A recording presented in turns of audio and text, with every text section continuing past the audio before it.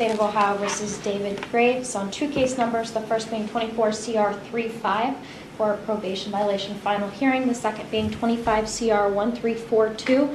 On a prior day of court, the defendant did plead guilty to count 1, possession of cocaine, a felony of the 4th degree, and count 3, OVI, a misdemeanor of the 1st degree. Your Honor ordered a updated pre-sentence report on that case, which has been completed. We are here today for the purposes of sentencing.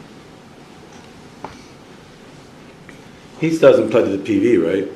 We need to do that first. Correct, Your Honor. I think we just waived the probable cause. I don't think the You're right. final hearing's been officially waived. We're going to address that first then. Case 24 CR 035, scheduled for a final hearing. Mr. Watson, what's the defendant's intention in that regard? Thank you, Your Honor. May it please the court, after talking with my client, he is prepared to waive his final hearing and enter a plea of guilty to the violation, Your Honor. Thank you. All right, Mr. Graves, in the first case, one that you've been on probation to the court for, you're charged with violating the conditions of your community control sanctions. Specifically, there's 3 alleged violations. The first is a Rule 1 violation, which requires you to obey all local, state, and federal laws, and it's alleged that on September 14th of this year, 2025, you were cited by the Whitcliffe Police Department for possession of a controlled substance, resisting arrest, open container, operating vehicle under the influence of alcohol or drugs, and failure to control.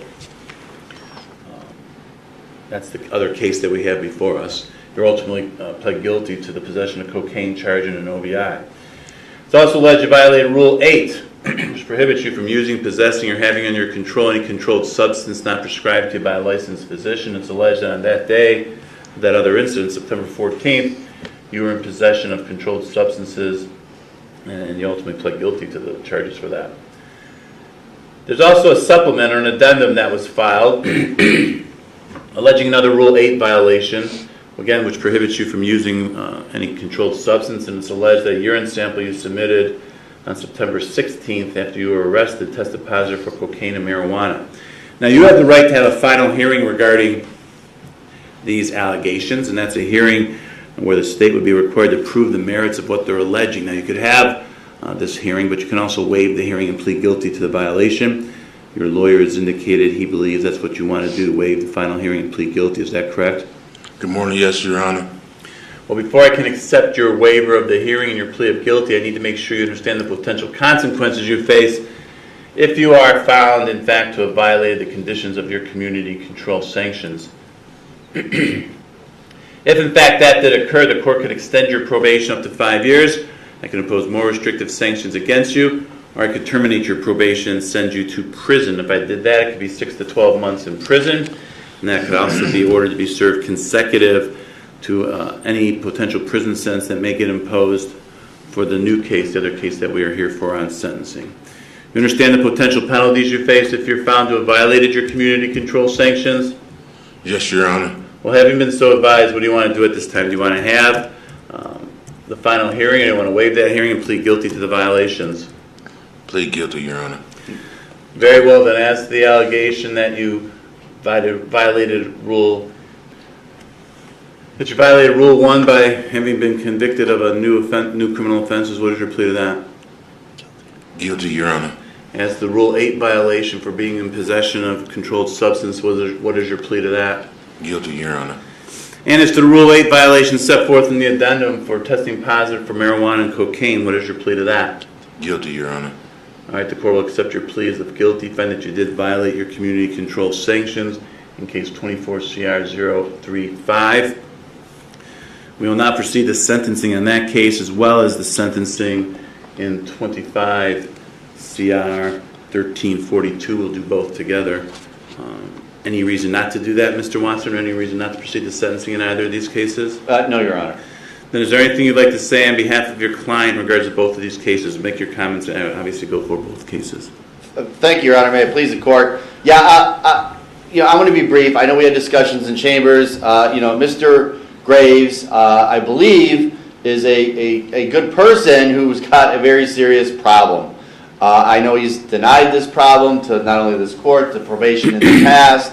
I think in discussions in chambers when probation brought up that it finally caught up to him, I actually thought that was very appropriate. I think it did. And unfortunately, how it caught up to him on this new case the facts are obviously not good at all. You know, he was behind the wheel of a vehicle, passed out. The vehicle was still in drive, you know, on the road, and it took officers. They had to get into the car, put him in park. Took him a while to wake him up. Obviously, the cocaine was found as well. Your Honor, Mr. Graves has told me that he struggled with this for quite a long time. He knows this court previously gave him, well, really 2 chances. They gave him a chance, and then I believe there was a probation violation on the old case already, and continued him on probation. So, and he was doing well there, I believe, for a while. Unfortunately, he fell off the wagon and hard. And Your Honor, we're here hat in hand. I know the court can do a lot today, has a lot of discretion with regards to sentencing. I'm going to respectfully ask the court to consider a minimum sentence on both cases. Mr. Graves has expressed to me that, you know, he knows he's got some time ahead of him, but he plans on utilizing that time wisely. He wants to enter into some programs, do some AA. He wants to get out sober, and he wants to be sober. He doesn't want to be in this position ever again. He's expressed to me he's getting older. He's tired of this. He's tired of living his life like this, and I'm going to respectfully ask the court to take into account that he has accepted full responsibility here. He's very remorseful, and I'm hoping he'll get the help that he needs. Thank you, Your Honor. Thank you. Mr. Graves, you have the right to address this court before you're sentenced in both of these cases. Is there anything you'd like to say in either or both cases at this time? Your Honorable Judge Collado, please accept this letter as I have written for mercy and regardless to my crime I have committed, in which I am truly apologize and must first explain that I am reason to believe this is the root because of my actions and behaviors as a child growing up without a father figure. Or just to say that I'm sorry, and I do have a problem, and I'm sorry that I came in front of you and everything. And I have my own business and everything. I'm trying to just ask for the minimum on my fines, minimum on my license and driving privileges. And I apologize. And I have a problem, and I want to use this time, like you said, that you give me and everything to help better myself. And got 8 kids, 7 grandkids, and all like that, and everything, Your Honor. And just asking for plea for the mercy on the courts, Your Honor. I got a long letter. I ain't gonna take up. Sorry? I said I have a long letter. I ain't gonna try to read, take up a lot of time. Well, you can say whatever you'd like to say. I'm not limiting you at all. It's up to you. It's just above. And like I said, both my parents, they died of overdoses, and Mama was a prostitute. I was grown at 14, and I just made the wrong choices in life and all, and that's all. That's all, Your Honor. Just thank you for the mercy of the courts. Thank you. Mr. Watson, anything else? Nothing further, Your Honor. Ms. Contra for the State of Ohio. Thank you, Your Honor. The state is recommending prison on both of these cases. By my review of the pre-sentence report, the defendant has 8 prior misdemeanor cases, 7 prior felony cases. He was on probation at the time that he committed this new offense. The facts of that new offense are very serious. There is nothing that I see that would recommend him that he is amenable to community control sanctions, so we would ask for prison on both cases. Thank you. Thank you. This court has reviewed the pre-sentence report investigation that was done in both cases, the original PSR done in the 24 case, as well as the updated PSR that was just completed. There's also a drug and alcohol evaluation that was completed in this newer case. I've read and considered that. I've considered the facts and circumstances of both cases, the nature of the cases involved. I've considered everything that's been said here today. All of this is considered in light of the purposes and principles of felony sentencing set forth in 292911 of the revised code. As for the factors in 292912, in the older case, the 24 CR 035 case, I'm going to incorporate all the findings I made at the original sentencing hearing, first PV, with the additional finding at this time that the defendant has, again, failed to comply with the previously imposed sanctions ordered by this court. which is a factor indicating recidivism is more likely. In fact, one of the violations was for actually committing a new crime, so recidivism actually occurred. In regards to the 25 CR case, the court notes in regards to the seriousness factors, just the very nature of the offense itself makes this much more serious than normal. Quite frankly, it's only not fine possession, I get it, but it's one of the worst ones I've seen. You're stopped at a red light, cars and drive, with your foot on the brake for a long time. There's one woman that pulled up behind you, sat through a whole cycle, then she left to go pick up somebody, came back and you were still there. People were beeping their horn, knocking on windows, reaching in your car, and you had no idea. And you're driving a car in that condition, putting everybody in the community and everybody in that area at risk. You want to harm yourself by using drugs or drinking, whatever, but when you put the other people at risk, that makes it much more serious, and that's what happened here.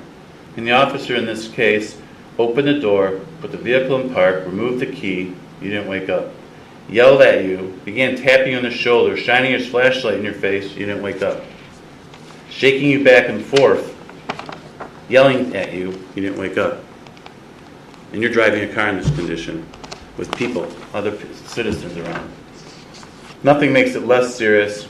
As for recidivism factors, in the new case, the court finds the defendant was on community control sanctions to this court at the time that he committed this offense.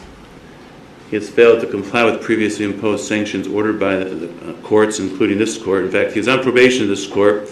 He had violated just in July. And despite his history, despite the fact that I gave him a break when I first put him on probation, I continued him again with the first PV. And within, a month after getting out of jail, maybe 2, he did this. He's got a significant criminal history. He's been to prison 4 times before already. He's not responded favorably again to previously imposed sanctions, a drug abuse problem that relates to the offense, and he's adamantly denied he has a problem. Even though he's got a history of drug problems, tested positive for drugs, has drugs on him, he points the finger at other people, denies he's got any issues. It's only today, for the first time, that we hear that he's got a problem.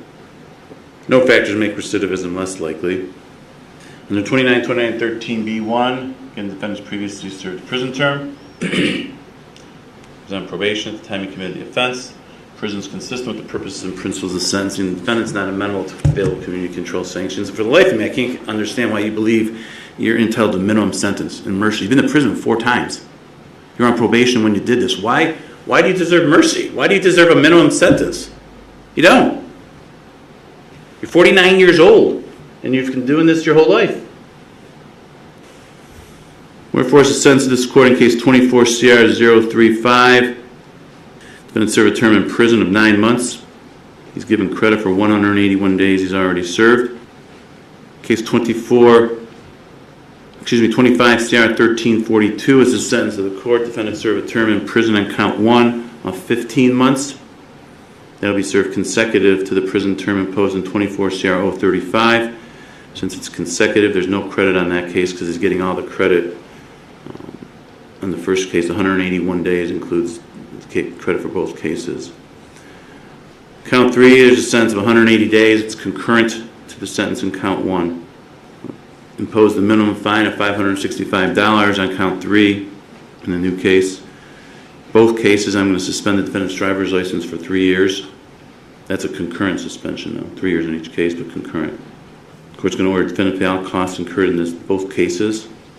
Need to advise you upon your release from prison. You could be placed on post-release control for up to 2 years. If you are and you violate any of those conditions, this is for both cases, the parole authority can return you to prison as punishment for violating the rules for another 9 months for each violation you commit, up to an overall maximum of 50% or half of the prison term imposed by this court. Any additional prison term imposed for violating post-release control is being imposed as part of the sentence at this time. Court disapproves the defendant's placement in a program of shock incarceration, intensive prison program, or transfer to transitional control. That's for both cases as well. 25 CR 1342, order the forfeiture of the contraband and instrumentalities part of the specification, count 1. I'll dismiss the balance of that indictment as well. Lastly, the court finds that consecutive service is necessary to protect the public from future crime and to punish the offender. This consecutive sentences are not disproportionate to the seriousness of his conduct and to the danger he poses to the public. And the court finds that he committed the offense in the 25 CR 1342 case while he was on community control sanctions to this court in 24 CR 035. I think that covers everything. Ms. Contour, is there anything else for the record that I... Your Honor, for the license suspension, does that begin on the date of the offense or today? What was, has his license been suspended? If there's no ALS, then it starts today. If there's an administrative license suspension, he'll get credit for that, but... I would have to look, Your Honor. It would start today, is my understanding. Okay. Unless it's been suspended. The fact that he hasn't driven, that doesn't get credit for that. Okay. Mr. Watson, anything else? Nothing further, Your Honor. Thank you.